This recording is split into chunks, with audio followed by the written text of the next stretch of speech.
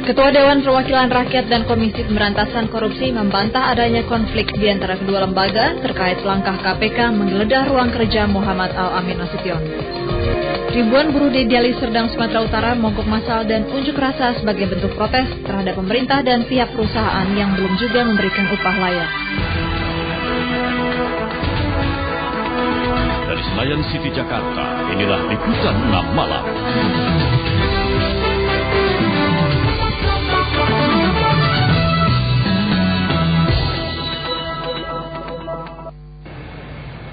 Halo saudara, salam jumpa kembali Liputan 6 Malam bersama Anda dengan sejumlah liputan aktual baik dari dalam negeri maupun dari mancanegara.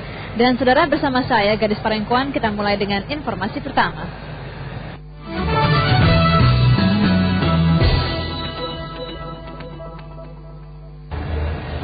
Saudara, Ketua Dewan Perwakilan Rakyat dan Komisi Pemberantasan Korupsi hari ini menggelar konferensi pers bersama. Intinya mereka membantah adanya konflik di antara kedua lembaga terkait rencana KPK menggeledah ruang kerja Muhammad Al-Amin Nasution. Anggota DPR dari fraksi P3 itu kini menjadi tersangka KPK dalam kasus dugaan korupsi pengalihan hutan lindung di Bintan. Ketua DPR dan KPK Senin siang menggelar jumpa pers bersama. Konferensi pers ini digelar sesaat setelah KPK menggeledah ruang kerja Al-Amin Nasution.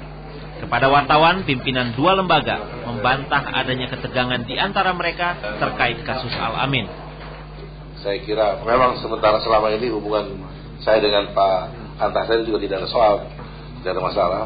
Hanya masalah komunikasi dan koordinasi dalam melaksanakan tugas ini yang menyebabkan kemudian terjadi isu yang mencuat di berbagai media. Setelah sebelumnya tadi pagi Pak Antasari menemui saya untuk menyampaikan pemberitahuan tentang dilaksanakannya penggeledahan. Nanti akan dijelaskan ruangan-ruangan mana saja yang telah dilakukan penggeledahan, dan saya juga membaca surat izinnya yang diperoleh dari pengadilan negeri. Dalam konferensi pers, Agung juga tetap menekankan pentingnya etika antar lembaga dalam pemeriksaan. Ketika tiba giliran bicara, Ketua KPK sempat melontarkan humor gara-gara mic yang ia pakai tidak berfungsi. Agung Laksono yang duduk di sebelahnya sempat 2 kali mencoba membantu memperbaiki.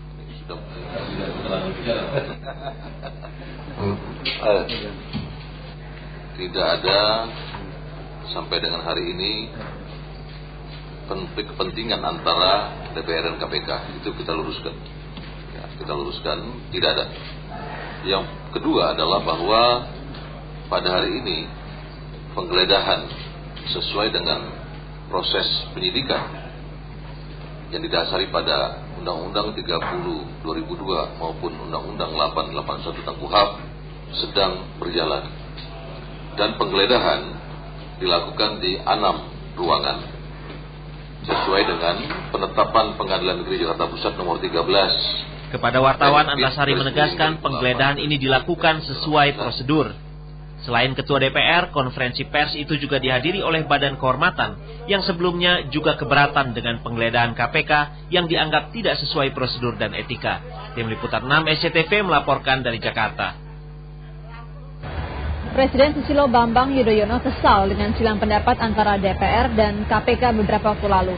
Dalam pernyataan resminya Senin petang di Jakarta, Presiden mendukung proses penggeledahan ruang kerja sejumlah anggota DPR oleh KPK yang dilaksanakan Senin pagi. Penegasan Presiden ini seolah-olah mementahkan sikap Ketua DPR dan salah satu fungsionaris Partai Demokrat Ahmad Fauzi yang menyatakan rencana penggeledahan ruang anggota Dewan oleh KPK sebagai tindakan yang berlebihan.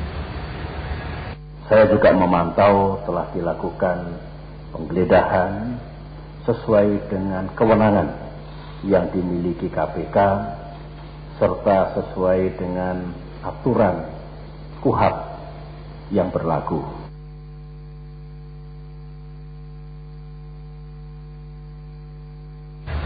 Saudara, penyanyi dangdut Christina Senin siang diperiksa Komisi Pemberantasan Korupsi terkait kasus pembabatan hutan mangrove seluas 1.200 hektar yang akan dijadikan pelabuhan Tanjung Api-Api, Palembang, Sumatera Selatan.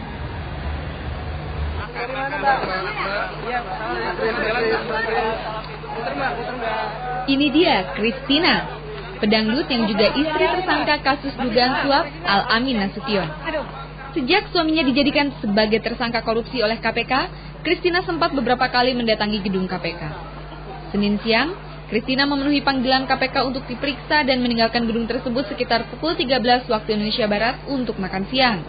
Ketika bertemu pers, Christina mengaku diperiksa dalam kasus pembabatan hutan mangrove seluas 1.200 hektar.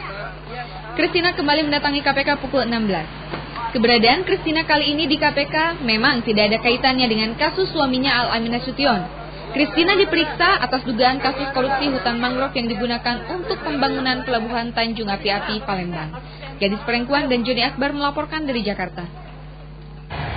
Pungli yang dilakukan petugas pelabuhan Tanjung Priok membuat berang para supir kontainer. Di ujung kesabarannya, mereka melakukan aksi demonstrasi di depan ratusan terminal kontainer. Aksi diikuti ratusan sopir kontainer.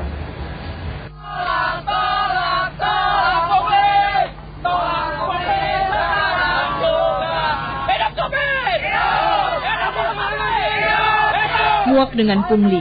Itulah yang mendasari aksi para supir kontainer di kantor Terminal Peti Kemas Internasional Pelabuhan Tanjung Priok, Jakarta Utara.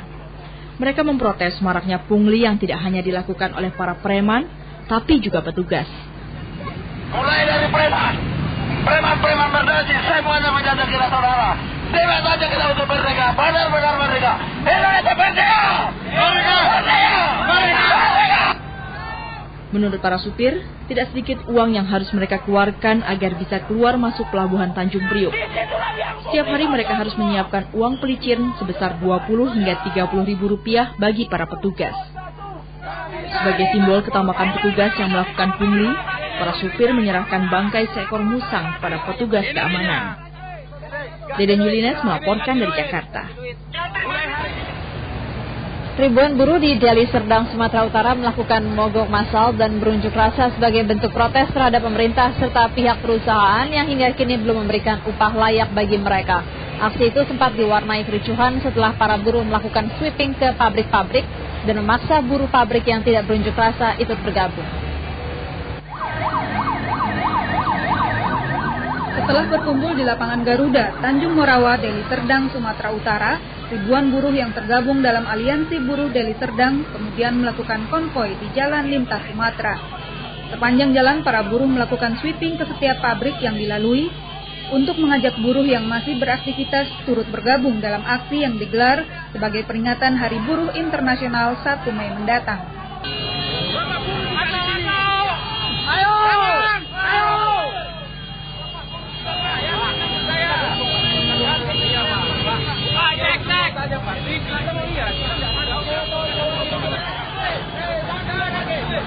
Aksi sweeping sempat diwarnai adu mulut setelah buruh yang mencoba memaksa masuk ke dalam areal pabrik dihalang-halangi petugas keamanan pabrik dan polisi. Untuk mengantisipasi aksi anarkis buruh, polisi menurunkan 2 SSK pasukan huru-hara dan kendaraan taktis. Setelah mengungkapkan aspirasinya, aksi para buruh berakhir di kantor Bupati dan kantor DPRD Deli Serdang. Yudhistira melaporkan dari Deli Serdang, Sumatera Utara.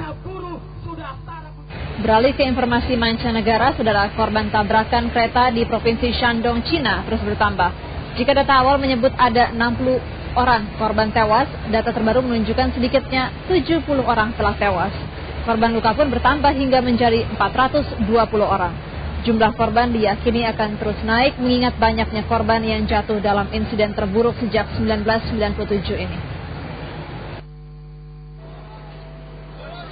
Kecelakaan terjadi saat sebuah kereta penumpang dari arah Beijing menuju kota Qingdao tergelincir di luar kota Zibo dan menghantam sebuah kereta penumpang lain dari arah kota Yantai menuju Suzhou.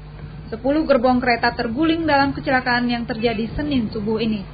Dari 70 korban tewas, tak ada yang berkewarganegaraan asing. Namun di antara 420 korban luka, ada 4 orang warga Prancis. Keempatnya dilarikan ke rumah sakit karena patah tulang. Kantor berita Xinhua menyebut jumlah korban tewas bisa bertambah karena masih ada 70 orang yang berada dalam kondisi kritis di rumah sakit. Kecelakaan ini memutuskan jalur kereta api yang menghubungkan ibu kota Jinan dengan Qingdao, lokasi kompetisi layar pada Olimpiade Beijing Agustus mendatang. Pemerintah Cina menyebut kecelakaan ini merupakan kesalahan manusia, bukan aksi terorisme.